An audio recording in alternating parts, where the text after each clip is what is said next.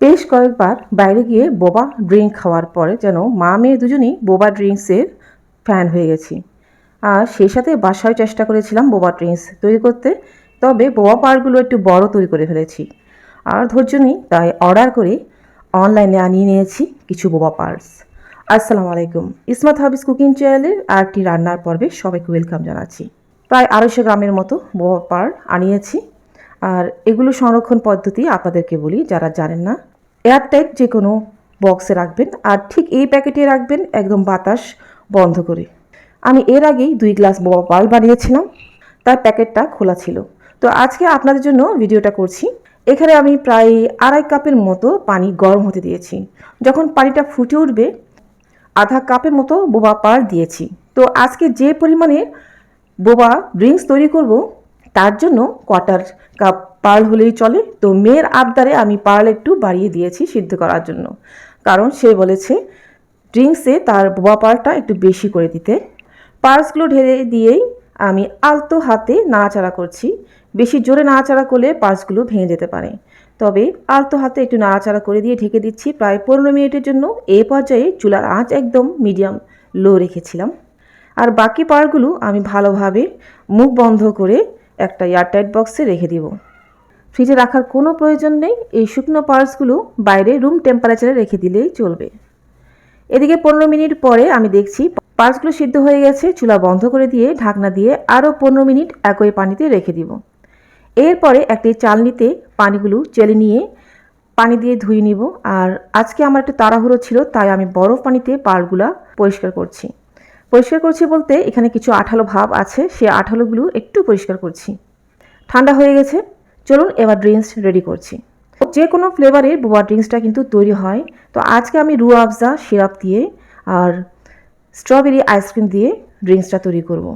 তার আগে পার্টগুলো একটু চিনির শিরাতে ডুবিয়ে নিতে হবে।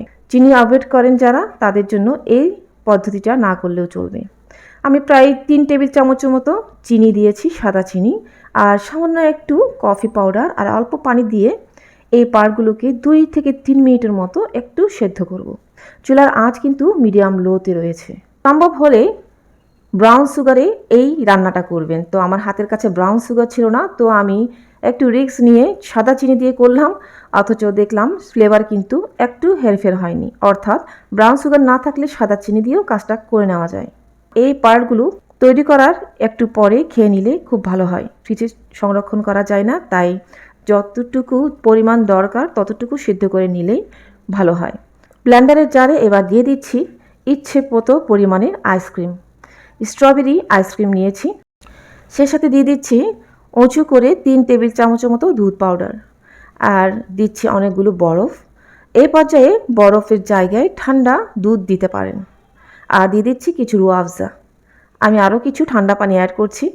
এবার এগুলো একটু ভালোভাবে ব্লেন্ড করে ফিরে আসবো। ব্লেন্ড করা হয়ে গেছে, এবার চলুন বোবা পার্টগুলো সার্ভ করছি। প্রথমে গ্লাসে আমি সমান পরিমাণে 3 গ্লাস আইসক্রিম শেকটা ঢেলে নিচ্ছি। এরপরে নিজের পছন্দ অনুযায়ী বোবা পার্ট দিয়ে দিব। তো যা তৈরি করেছিলাম তাই সবগুলো দিয়ে দিচ্ছি। বোবা পার্টটা আসলে একটি পাউডার দিয়ে তৈরি হয়, বিভিন্ন ফ্লেভারের পাউডার দিয়ে বোবাটা তৈরি হয়। তো আমাদের হাতের কাছে আসলে এক্সপেন্সিভ হওয়ার কারণে আমরা অনেক কিছু কিনতে পাই না, কিন্তু আইসক্রিম দিয়ে খুব মজা করে এই বোবা ড্রিঙ্কসটা তৈরি করা যায়।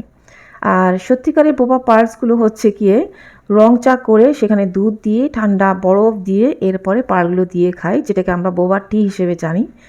তো একদিন সেভাবে একবার করে দেখব, আর যদি ভালো লাগে আপনাদের সাথে আমি আবার শেয়ার করব।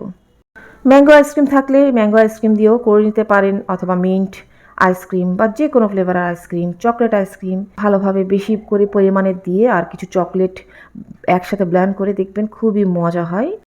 তো বন্ধুরা, আজকে বিদায় নিচ্ছি। এই ছিল আমার একটি ছোট্ট ভিডিও, আশা করছি আপনাদের ভালো লেগেছে। যদি ভালো লেগে থাকে আর নতুন বন্ধু হয়ে থাকেন, আমার পেজটিতে ফলো দিতে ভুলবেন না, আপনাদের সাপোর্ট আমার অনেক প্রয়োজন।